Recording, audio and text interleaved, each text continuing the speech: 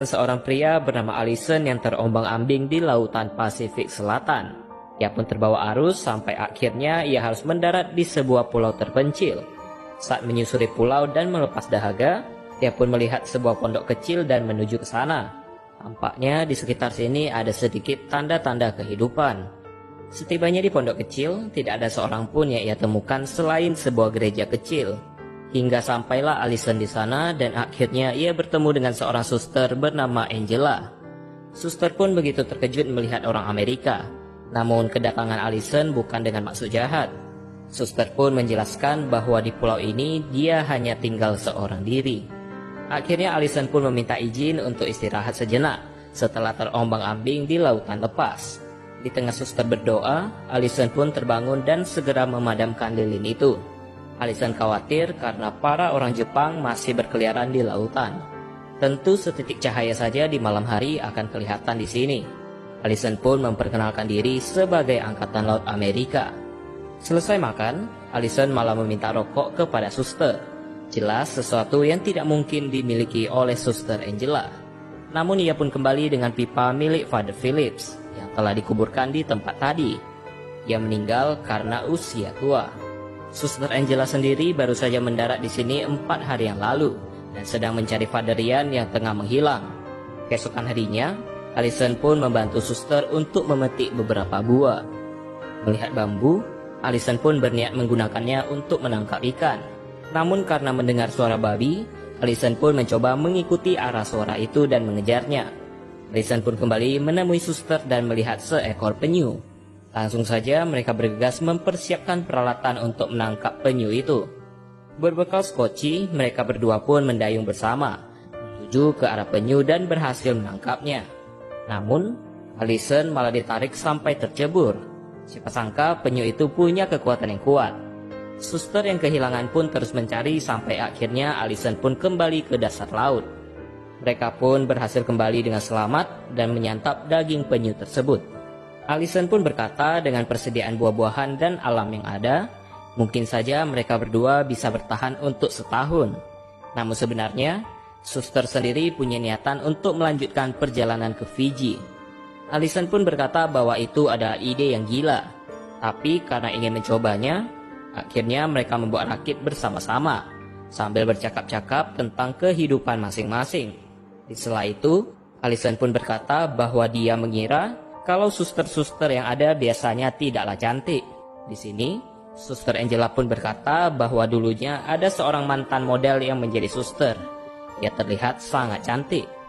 Tak lama, tiba-tiba kapal terbang Jepang melewati mereka. Melihat kondisi yang berbahaya ini, Allison menyarankan agar mereka bermalam di goa. Akhirnya dengan persediaan seadanya, mereka pun tinggal di sana untuk sementara waktu. Keesokan harinya, Allison yang memeriksa kondisi luar pun melihat bahwa para orang Jepang telah kembali. Lantas ledakan itu pun sampai membuat suster Angela gemetar. Allison pun berusaha menenangkannya, tapi terlihat kalau suster Angela sedikit gengsi. Tak lama, ledakan tersebut pun berlalu.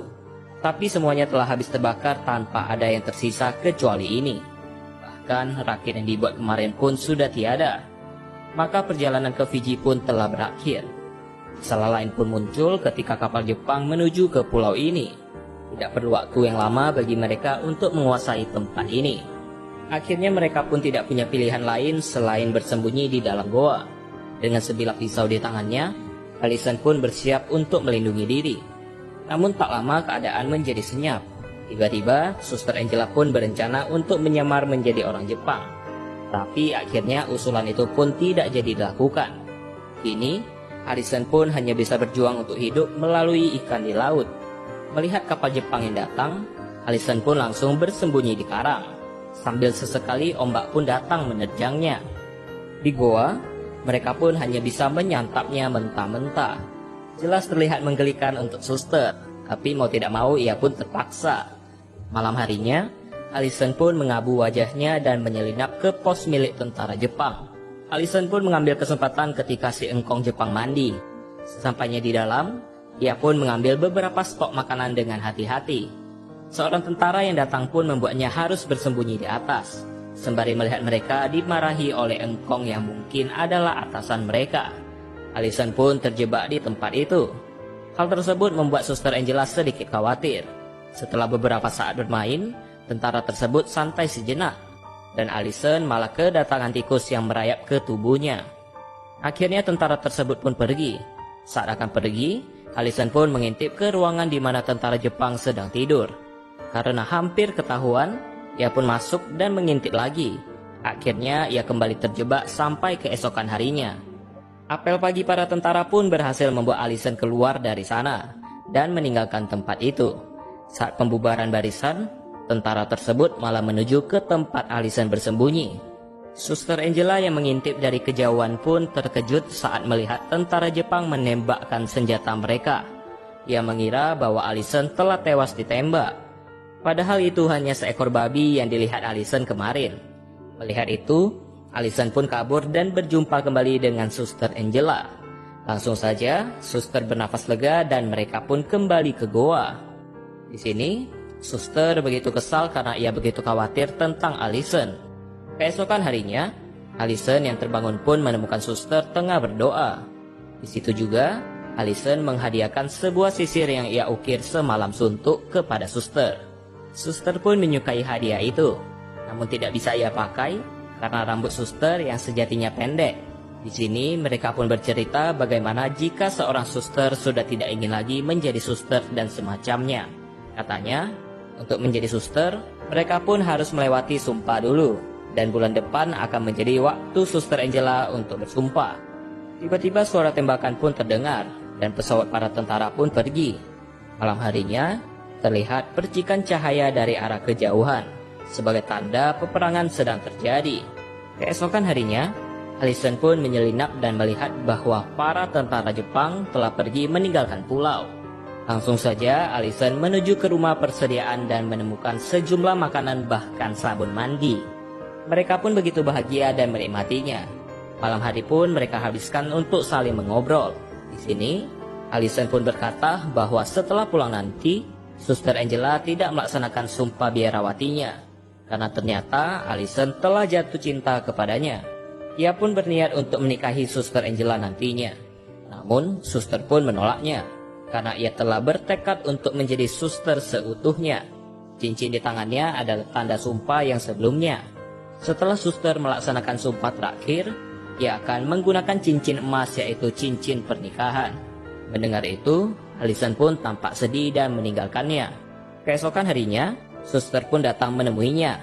Allison pun berkata bahwa belum ada tanda-tanda kedatangan rekannya. Di sini, Allison berkata agar Suster Angela melupakan apa yang telah ia katakan semalam dan mereka pun sepakat. Malamnya ketika akan memasak, Suster Angela pun menemukan minuman tentara Jepang yang tertinggal.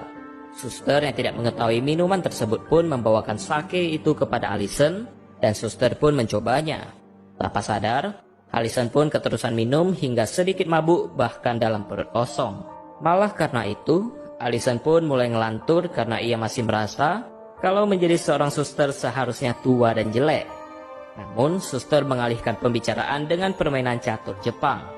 Tapi karena tidak berhasil, akhirnya Suster berniat untuk pergi.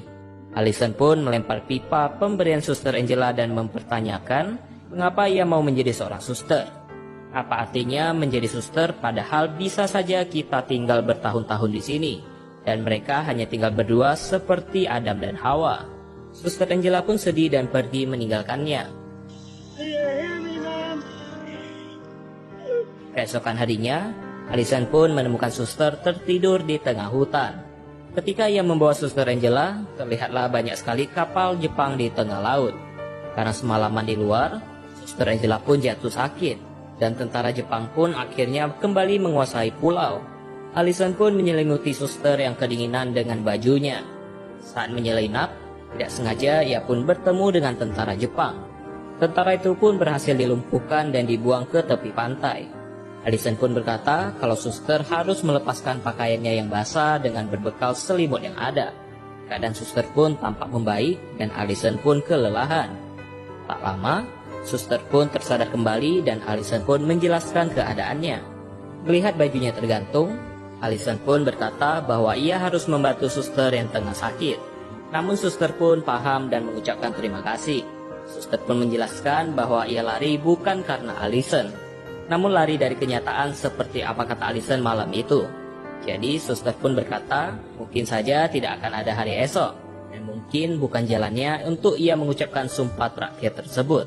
Hutan pun terbakar begitu hebat akibat ulah tentara Jepang. Melihat itu, Allison pun menjelaskan bahwa hal tersebut terjadi mungkin karena tentara menemukan orang yang telah ia bunuh demi selimut semalam. Tiba-tiba, suara para tentara pun terdengar. Ia pun berniat menjauhkan tentara itu.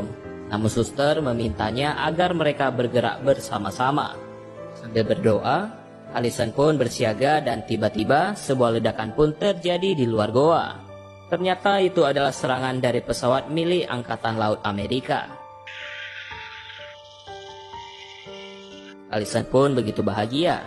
Namun hingga malam hari, perang pun belum kunjung berakhir.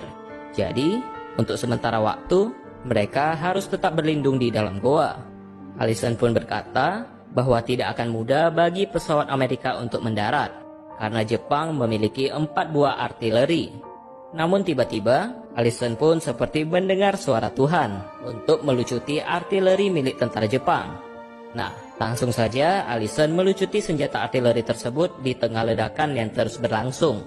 Satu persatu senjata itu pun dibuang ke laut sampai akhirnya Allison sedikit terluka karena ledakan itu. Misi pun berhasil dilakukan dan suster langsung mengobati Allison. Allison pun berkata bahwa ia sangat senang mengenal suster Angela. Dan mereka pun mengucapkan salam perpisahan. Tak lama Angkatan Laut pun tiba dan bendera Amerika pun dikibarkan. Akhirnya setelah usaha bertahan hidup yang panjang, mereka pun berhasil diselamatkan dan film pun selesai.